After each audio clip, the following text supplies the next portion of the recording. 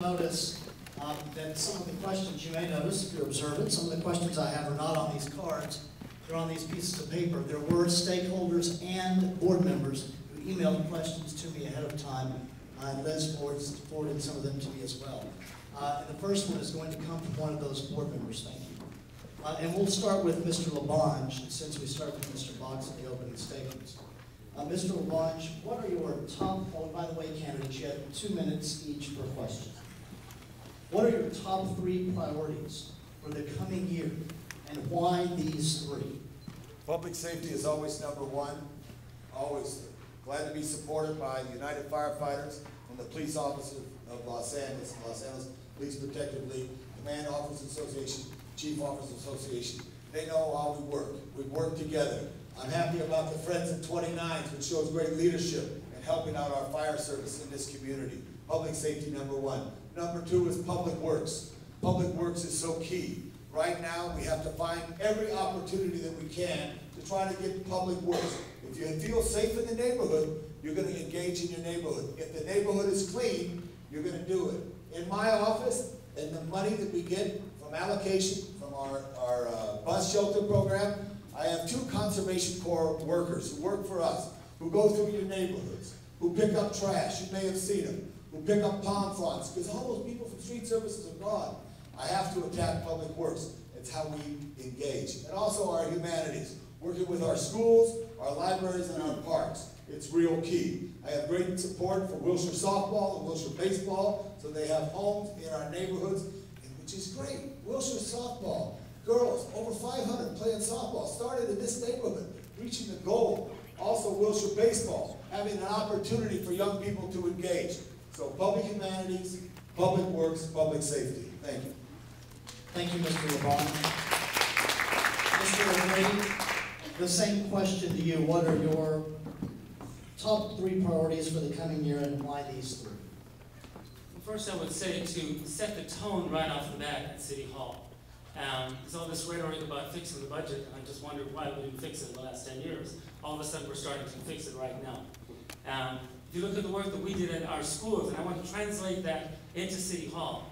King Middle School, we lost massive amounts of funding last year, yet we had our best year ever academically last year. So the moral of the story there is, we can and we must do more with less. I know how to do that, okay? That's why I've made money as a small business person. As I said before, I'm going to cut my own salary and shame the other council people into cutting theirs. I'm going to cut council office staff by half. There are 20 people per council, and frankly, as Chief Bratton said when he was leaving, there are many bureaucracies in themselves. They're falling over each other. Our pension, we keep talking about reforming pension, yet nobody's ever done it. In 2001, again, as my wife and I were paying off our mortgage, rather simplistically, we awarded all this money to these guys, and now we got to go back and ask for it back. Okay? Reforming pension. Jobs. We don't have any jobs in this city. How do you get jobs? You get rid of red tape. There are restaurants in Los Feliz, it takes them 1 year to get open because of confusing, contradictory rules, because of, frankly, council offices who act like kings rather than representatives. And finally, working with public schools. I believe City Hall needs to get back into partnership with public schools. Not the focus over the last few years trying to take control of public schools. Get into partnerships, get the libraries involved, get parks involved. Again, it's all about working together, setting a tone. And I think I have the sincerity to bring people together to get that done. Thank you. Mr. Boggs, you are answering now. 2 minutes. Thank you very much. The 3 priorities are, first and foremost, the budget. We have nothing else to be doing if we can't balance the budget. And that's all we're talking about now. He is suffering because we can't balance the budget. So time after time, we encounter a deficit and then talk about cutting things as opposed to fixing the budget. So I believe there are several steps that we could take to balance the budget. And the first one is quite simply efficiency in the collection of revenue. The second one is efficiency in qualifying for the funding that the City of LA is notoriously famous for disqualifying itself for. We've been sitting on $25 million for Wilshire Boulevard for years now, and yet City Council, again last week, punted on the opportunity to make a decision. One way or the other, a decision. So it's been years since I stood on Wilshire Boulevard at a press conference with department heads who have since retired and talked about fixing Wilshire Boulevard. So we pass on opportunities to qualify for money and to spend it putting our city staff to work. The third one obviously is just efficiencies. We've got 3 departments that compete for the same funding pool. Departments that compete against each other within City Hall. The fourth thing would be to simply get in sync with the governor instead of fighting him over a very huge opportunity to put money into our schools. At the last conversation as of yesterday, the Community Redevelopment Agency abolishment will result in $220 million to the school district, LA School District. It would result in $200 million to the city of LA and a couple $100 million to the county of LA. And yet the city council fought that particular proposal. And of course the last one is to confront the pension and health care crisis, the unfunded burden that we carry, to confront it head on. And again, there we're looking for budget dust. We're looking to squeeze money out of departments that have nothing to give. And it's not going to balance the budget. So that's the huge priority on the horizon. Second priority, of course, is responsible land use. And of course, thank you very much. Time is up, Mr. Tomas. Thank you, sir. The next question, this is a question that has come in through a number of you, as well as it was a question that I was emailed fairly regularly, so it's a popular one. We will start with you, Mr. O'Grady. Regarding the CRA, do you favor Governor Brown's plan to abolish the CRA? And if not, what would you do to reform the CRA? Okay, I've been warned not to talk about public schools because I'm being told I should have ran for school board. So let me get right off the bat. I have 4 children, okay? And we're fine. We live in Los Feliz, so we can handle ourselves. If we don't get that money to the state, okay? I talked to Dan Harrison, that's your alma mater. He estimates that we might have 50 high school kids per classroom if we don't get the funding that Stephen just talked about. So, you know, and this move 2 weeks ago to get benches downtown, I mean, this is just incredible. To me, an educated child is worth so much more than a gleaming skyscraper in a community. We're desperate at this point in the United States. It's not about what we should be doing anymore, it's actually what we need to do today. And so, with regard to the CRA, I drove up to North Atwater the other day, but the CRA decided it was blighted, despite the fact that the neighborhood council said, we're not blighted. But the CRA said, I'm sorry, you're wrong, we are blighted. You know, the CRA has such a bad record. You truly want to help a neighborhood that you've called to rise it? What's the problem? It's too much crime? Add more police assets. It's too filthy, it's too dirty, there's too much garbage, so bring in some street services, which the incumbent, by the way, cut 300 positions last year. So the notion that they're out cleaning streets, you know, yes, I have to say I would favor abolishing the CRA or reducing it incredibly. It's an agency that's out of control. It's an agency that's out of control, and if it means delivering money to the state for social services, for education, for police or fire, you know, the choice is very clear. I just want to give you one last thing. I've been involved in, they were about to make Barnesville Art Park private, and I was involved in advocating to stop that. The CRA contributed $50,000 for a beautiful sign in front of the park, and they're about to put that in. The irony is incredible. So we're going to get the beautiful sign, but they have no money to run the park. It's this kind of nonsense in this city. We don't seem to make the right decisions. So, thank you. Thank you, Mr. O'Grady. Mr. Botts, you'll be next. Do you favor Governor Brown's plan to abolish the CRA? If not, what would you do to reform the CRA? 2 years ago, as a member of the Neighborhood Council Budget Advocates, we proposed bringing the CRA to the city family, if you would. The city at that time was experiencing over $400 million in deficit, and the CRA was almost $500 million flush with surplus. And so that just is unacceptable. While you're being asked to accept a reduction in services, whether it's the streets, whether it's closing fire stations, whether it's cutting back on libraries, closing parks, you're being asked to give it up, while at the same time we have departments with their own gravitational pull. Last year at the first candidates forum, again, I answered the question the same way: abolish the CRA. It's a luxury we can't afford. A week ago, I stood on Hollywood Boulevard, outside an empty lot that's been empty for so long, I can't anymore remember what was once there. There was the panorama, I think, but I don't even have a clear vision of what was there. Our neighborhood is going down because it's a CRA zone, which means other developers won't come in. If you look at Glendale, the hotel next to the Americana, they actually said, well, he should have expected it when he bought that hotel and developed it. After all, it's a redevelopment zone. He knows we're going to come and take it. So why would independent developers come to our neighborhood and develop if at the same time they stand to lose everything because it's a redevelopment zone? So it's not working well. If they're good deals, they'll continue to get developed. If they're bad deals, at this rate, they're being penciled in by the CRA as a good deal. So it's your money. They're one of the 3 largest developers in the city of LA, but they're not working with the community at a time when we need them the most. So I'm in favor of abolishing the CRA and returning that money to the local community. Thank you, Mr. Box. Mr. LaBonge, the same question. Yeah, from Wall Street to Main Street to globalization to the fiscal crisis that has affected the world, we're here today. And all issues should be put on the table. The CRA, though, if you know, and for those longtime residents, Hollywood was not a destination to be. But the CRA has transformed Hollywood. Not everybody would agree, but it has transformed Hollywood. On the West Adams district, it has worked in an area to try to transform that. In the Koreatown, Wilshire Center area, to transform that. In downtown Los Angeles, when Mayor Polson in 1958 said, let's clear Bunker Hill, which was a rough area.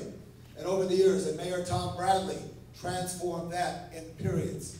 We'll look at all the issues on the CRA, but there's a tool that has helped our city. And there's 58 counties in the state of California. Governor Brown, as the new governor, benefited from the CRA when he was mayor of Oakland in transforming Oakland. But at the same time, I find it hard that the state government could all of a sudden go to the 58 counties and all of a sudden transfer this right back without real thought to what it means. Not only the 58 counties, the 428 cities that have redevelopment agencies in the state. So I want to look at everything. I'm not going to abolish it. I'm going to look at it and see what's best for us, because it has been an investment that has proved, not without blemishes, but it has proven an investment that has helped our city. Thank you, Mr. LaBonge. Mr. LaBonge, actually, Mr. Box, you're first on this question. This is a CRA-related question. It has come in 2 or 3 times tonight, so I will ask it. To find the best way to pose the question. Would you, Mr. Box, vote to give $52 million to the Eli Road parking garage for the museum downtown? Absolutely not. Mr. LaBonge. Yeah, let me start with the Disney Concert Hall. CRA built the parking structure. Lillian Disney died. Lillian Disney then left the money. With Richard Reardon and Eli Road, they built the Disney Concert Hall. There was a partnership there. Does anyone think that the Disney Concert Hall should not be in our city? We all think that that's a positive thing. Eli Road, who was successful, and he built a museum right out here with Lackman, but he wanted a whole museum. Is there a partnership that's necessary to try to get what is done as we transform downtown in the cultural parade that we want to see down Grand Avenue? So I did vote for this, but I did go back and talk to his representative and say, Eli, put a little more money on the table, please, you got it. But we did vote for this because it's an investment, because you're going to see a transformation of Grand Avenue. And let me tell you, this city has been very special as it looked out to the future. In the '84 Olympic Games, which the late great John Ferraro and the late great Tom Bradley were champions of, they said, let's have an Olympic Games here. But what sparked the Olympic Games also was the Olympic Art Festival, which brought art from all the world. And not just the LACMA, but the Getty, the Hammer, and on and on. There's new institutions. Arts are part of our lives, and they're a benefit to our community. So I could vote for it, and I mean, hopefully, as all of us will see, the success in the transformation of downtown as a value to the region. Thank you.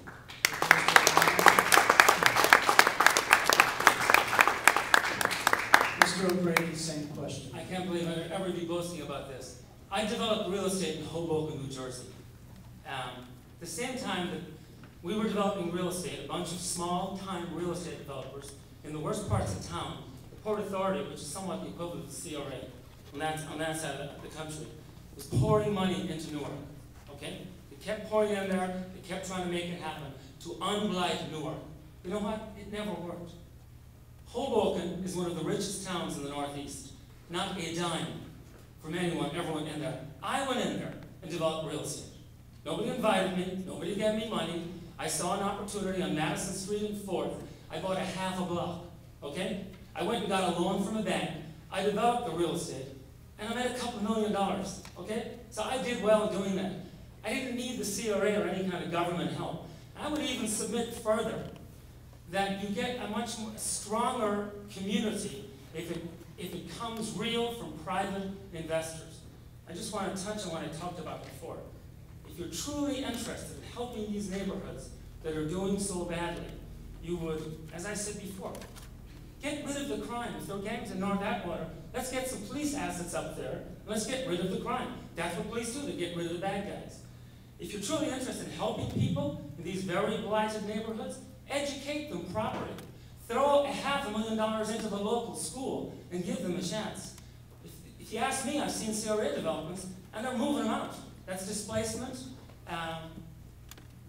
That's it. So I'm sorry, the question was, would I spend $50 million on benches? Negative, no. On a parking lot at the museum. Negative, no. I thought it was just for benches. Okay, that's good to hear. Okay, thank you. Mr. LaBonge, this question goes to you. If the bus rapid transit only lane is implemented on Wilshire in the mid-Wilshire Miracle Mile area, the loss of 2 traffic lanes on Wilshire will push an estimated 90% of the traffic on those lanes to other streets and lanes. What will you do to mitigate this? I want to say one more thing about museums. I'm working with the County Art Museum. We closed Ogden Boulevard, and when they dedicated it, I got one of the nicest compliments from Piano, the architect. He praised them, he praised everybody there in the county, and he said to me, "Thank you, Tom. I got something I never thought I'd get in Los Angeles. You gave me a street." And that Ogden was closed, and we built that larger facility there, and I hope you all visit that and see Urban Lights, which is one of the best public art facilities in the city. And as you said in the question here, as I look at the issue there, would you repeat that for me? Yes. If the bus rapid transit only Very good. lane- Here's the thing on the bus rapid transit. Okay? We want to get Wilshire Boulevard. There's 4,000 buses, busiest street outside of Manhattan on Wilshire Boulevard. And the decay that is there, right now there's no parking on Wilshire, so there'll be no change on it. The 720, which is a rapid bus, will go right down Wilshire. When it goes through the Miracle Mile during peak hours, you'll remove the parking on that. I'm a little concerned because there's short streets in the Miracle Mile and people may have to duck in and out. It may be a little bit of a problem, but I support that. But equally, I fought for, and it will come one day, and maybe these young ladies are the ones who are going to see it first. You're going to see the subway down Wilshire. And that's something that's real important. We had the arguments before. Some of you rejected that in the past, but it's important that it's coming. Because if we get out of our cars, it will make the city move. One of the great things that the Larchmont Chronicle did is led the fight with Hancock Park to stop the Beverly Hills Freeway. Had that come into your neighborhood, that would have transformed the North End, which kept a great neighborhood. At the same time, with that being said, we need to get transit, whether it's bus or otherwise. And I don't believe what the question said is accurate to what is the proposal. The proposal is a curb lane, bus only. And in the peak hours, they will be restricted in the commercial district. So that's the only time, just as it is now. Thank you, Mr. LaBonge. Mr. O'Grady, are you clear on the question, or would you like me to repeat it? Sure, go ahead. All right. Yeah. If the bus rapid transit only lane is implemented on Wilshire in the mid-Wilshire Miracle Mile area, the loss of 2 traffic lanes on Wilshire will push an estimated 90% of the traffic on these lanes to other streets and lanes. What will you do to mitigate this? Okay, let me just first say that the 30-10 plan, and hopefully it will all be done in 10, it's going to alleviate a lot of this, because the idea is obviously all these people who were in the cars would go into this mass transit. So I just want to say I do support 30-10. I think it's a well-planned infrastructure project, and I look forward to Los Angeles being able to get around Los Angeles without a car. There are going to be, let me put this differently actually. I'm not going to answer this to please everyone. There are going to be inconveniences as we move forward. And we're not accounting the notion that other cars would go to other streets. Well, the idea is that some of those folks would get out of their cars and get into the buses. Now, either we believe that or we don't. I believe that people will. And yes, it's going to be inconvenient, but we have to start doing something different. We can't just keep pandering and say, no, I'm not going to get out of my car. So I support this project. Thank you, Mr. O'Grady. Mr. Box, do you need the question? No, I think I'm all right. Thank you. The Wilshire bus-only lane proposal allegedly will move traffic out of a couple of lanes and cause traffic congestion. Well, it's already happened. You can't use the curb lanes now. The gutter pans pushed up over the parkway. Buses experience broken windshields on Wilshire Boulevard if they come too close to the curb lane. You already have conflict. 60% of all traffic collisions have road conditions as a factor. You talk about public safety, keep something in mind. 40% of our fire department's budget is spent scraping people off the streets of LA. 25% of our police department is spent scraping people off the streets of LA. Busted streets because of our inability to make decisions about where we're going to spend our money and how we're going to improve our streets. Whatever the engineering is preventing us from improving Wilshire Boulevard. So good, bad, or indifferent, we don't trust the engineers that are involved in this proposal.